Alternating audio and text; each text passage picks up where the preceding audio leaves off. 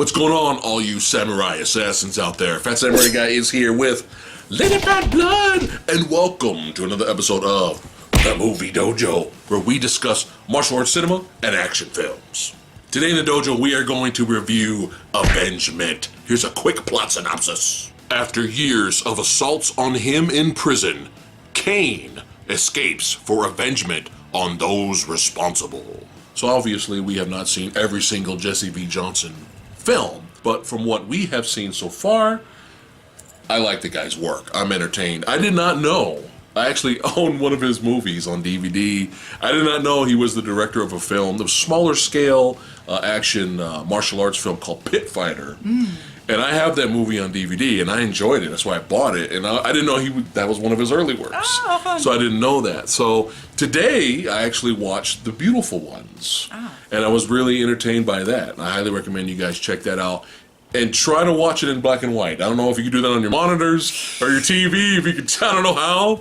But the original vision for that movie, it's like a gangster thriller film, it was supposed to be seen with a black and white palette, and it makes the movie a lot richer and better to watch. I still enjoyed the film in color. I actually own the movie The Package with Dolph Lundgren and Stone Cold Steve Austin. I haven't watched it yet, but that's another one of his. And Savage Dog with Scott Adkins and Marco Zaror. It's a very solid action movie. The story to me was a little messy, and I had issues with it, but you get a fucking rematch with, Adkins and Mark, so that's worth the price of admission to see those badasses beat the crap out of each other. So, and we fairly recently just caught The Debt Collector and Accident Man. Now, they were both very well made for different reasons. Yeah. I enjoyed The Debt Collector. I'm becoming a huge fan of Luis Mandalore. She's got a crush. I got a little crush on that older gentleman. I ain't gonna lie. But it's not just that. I am a sucker for anyone who is committed to the role. Yeah. And so far, everything I've seen with Lewis is he's there. He's in the moment, and he makes you believe what he's saying. And him and Atkins had really good chemistry in that film. Good fights. I thought in The Debt Collector there were little moments of pretentiousness in the film scattered throughout. It seemed like there was this underlying message that all people are cattle in the end, or led to the slaughter, or something like that. Yeah. I did not feel that was necessary, but who am I to argue with the director's vision? Right. I didn't feel that it was too distracting to make me not enjoy the film. I really liked that film overall. It's good. And Accident Man, dude, was so much fun. Dude. You just gotta kind of watch it. It's based off a comic book. Yeah. Yes. It's a dark comedy / violent comic book movie. And come on, you got Ray Stevenson in the movie. What? Yep. Right? The Punisher Warzone. That's right. I like that movie. Fuck off. Movie's awesome. And come on, you got a fight scene, all right, where it's Scott Adkins versus Michael Jai White and Ray Park. That's right. Fucking Darth Maul. Right. Yeah. Yeah. Do you need anything else? But highly recommend you guys check out Accident Man. So we are fans of Mr. Jesse's work. And if you're watching this, Mr. Johnson, I want a short film or fake trailer of Louis Mandalore's ninja movie. He pulled up that ninja poster in The Debt Collector. What was that one? I want a fake trailer or a short. God. Yes. Yes. But anyway, we became more fans of him over time. And Triple Threat, if you're curious what we thought of Triple Threat, go ahead and watch that review. But we found that to be entertaining as well. But now, oh boy, holy shit. I'm not gonna lie. Okay, when I saw the trailer for this, I was already pumped. Hold on, mate, members only. Scott Adkins' look for the trailer was already like, oh boy, what is this? And at this point, I think we saw Avengement before Accident. We saw Avengement a long time ago. We just never got around to doing the review. We had to watch it again recently.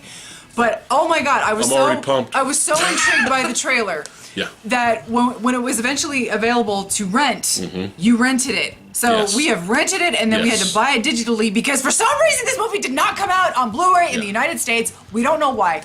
Oh my god, Scott Adkins. For anything that I saw in the trailer, it is like 100-fold in this movie. Now, we've always been a fan of Scott Adkins for obviously his physical performances, but he's never really turned in a god-awful role with the exception of Legend of Hercules, but everyone was... That may not have been his fault, That's though. what I'm saying. That was a shitty film. It was a terrible, terrible mistake of a movie. Yeah. He had no business being in it, but unfortunately, when it comes to Hollywood big budget, he's always relegated to either this shitty, whatever the fuck that was, or secondary background characters. Did you know that he was in... He was not in X-Men Origins Wolverine. That didn't happen. That movie did not happen. Yeah. I smite that film. But he was in Doctor Strange. Yeah. Did you know that? Yeah. He was in Doctor Strange. He was in Expendables too. So he has the bigger budgeted films. He's got small roles. The smaller the role. He deserves a bigger vehicle. Yeah, and I think something with, you know. Yeah, and I think Boyka was probably first, of course, it started off as Undisputed, and it's still undisputed, but Boyka took over. Like for as much as he really made an impact in Undisputed 2, by Undisputed 3, Scott Adkins as an actor was really starting to come into it like a lot more. Yeah. And of course it was his own vehicle completely with Boyka, the fourth film in that series.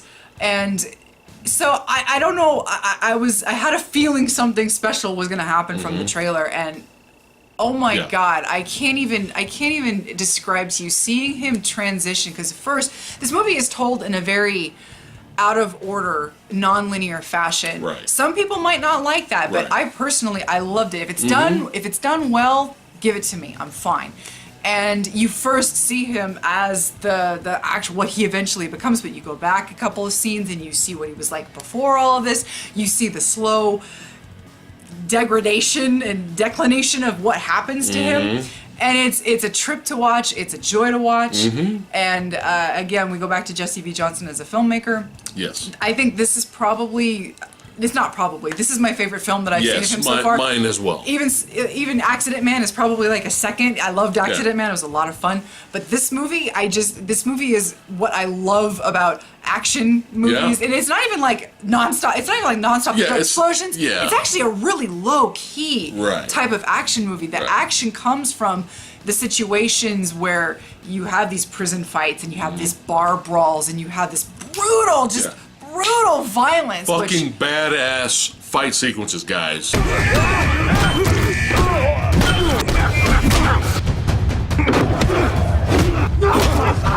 Which we enjoy. Are in this movie. Yeah. Badass.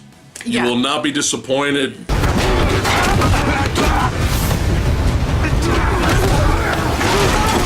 Yeah, and we don't want to get into spoiler territory, but the basic plot is in the synopsis that you mentioned earlier. Yeah. And you can kind of go into, we can kind of like, I guess don't spoil it, but he's got a brother, there's contention with the brother is involved of why he ended up in prison. There's this whole seedy underbelly of why he's there and why he got the way he was, and the aftermath of why he's going out for revenge.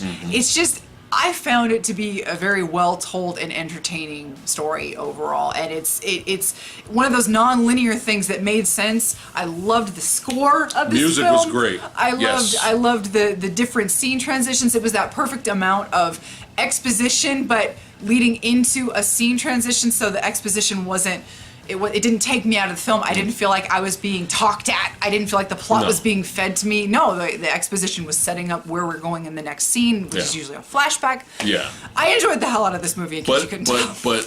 But props to, the cinematography was great too, but props to just Jesse, just everything being so well directed. Fight sequences, you could see it perfectly. Everything visually was great. But props to Mr. Adkins, man. Oh my God.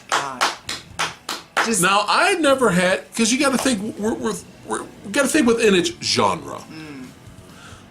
At the time, during his prime, was Jean-Claude Van Damme known to be this great Oscar caliber actor? That motherfucker had to turn 60 before he became like an actual actor. Like, go watch a Jean-Claude movie now. I'm just saying. His movies now, it's like, oh my God, he can act. Chuck Norris? Oh, fuck that. Is Chuck Norris known to be this amazing actor? He's not going to get a Van Damme. But my point being is within its genre, I've always thought Scott Adkins' acting was fine. I thought perfect within the genre. It was very solid. But then you had moments like Boyka where it's like, oh, we've got a little thing there. We've got some. He's got a character. Yeah, like an actual wow, okay, acting, performance, but not just Scott Adkins as an actor. In this movie, you slowly see the transformation of cool dude who just knows how to fight to fucking beast, an animal. I mean, he's fucking scary. Yeah. I don't know. He even has this. He might be more scary as this character than Boyka. Oh, absolutely. No, absolutely. Boyka is like the reverse of what he is. Like Boyka starts off as this like monotone monster where he's just I'm the most complete fighter and that's all there was to it. But by the time the third Boyka film came along, he was this, fleshed out, compassionate, trying to reform and all that. Yeah. But this movie, you see him, like I said, you see him in parts before all this shit goes down, and he's just like this, he's Scott Adkins. He doesn't have the greatest ideas and plans, but he has this plan, but his brother doesn't really like it. Right. But you see it in his face how just regular average Joe he is. Yeah. And by the time he is Avengement Adkins, you can see the murder in his eyes, and it's fantastic. He's Scott Adkins until the transformation to where you don't see Scott Adkins anymore. Yes. And when you don't see Scott Adkins anymore and he's someone else, bravo. Absolutely. But again, back to what you mentioned earlier, that this is not a non-stop action, explosions. It's not that type of action film. No. It takes its time with the character development, with the storytelling, and the suspense building. I was getting vibes from Unforgiven, man. I was getting vibes from just the suspense. Yeah. Almost as if it's a Western or Samurai Ronin film. Yeah. The tension just slowly built up to our finale, and it fucking scratched the fucking itch. That's right. The most important part. The action itch, it scratched it, took care of that shit. It's a perfect blend of brutal action, brutal violence. Interesting storytelling. I enjoyed the performances. Story. The story is music. The story is very simple. It's pretty basic. The characters are pretty basic. Yeah. But it's the way it's done.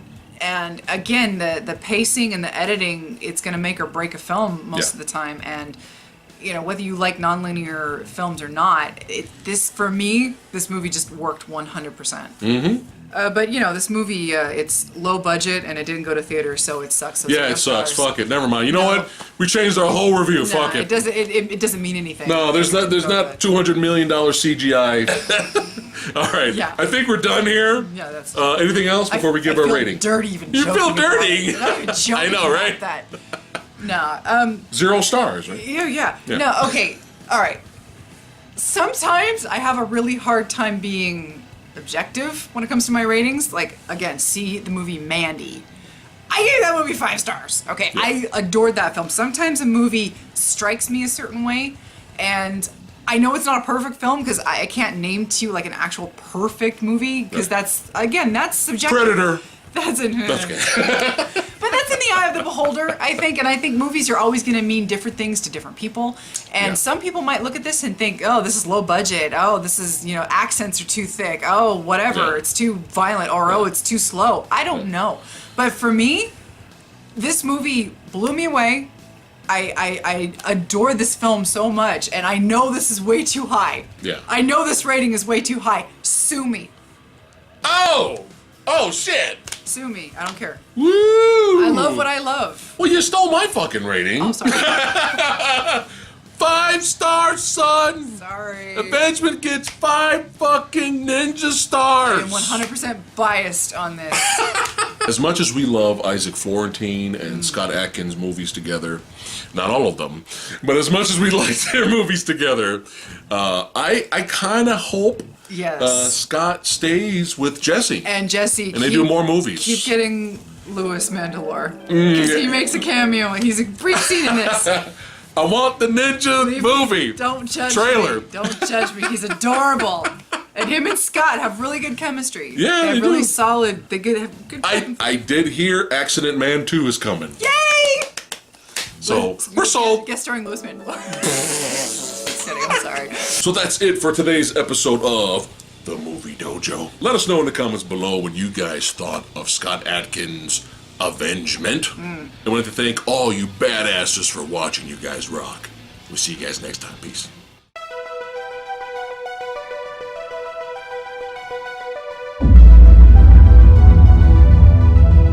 Like, share, subscribe. Like, share, subscribe.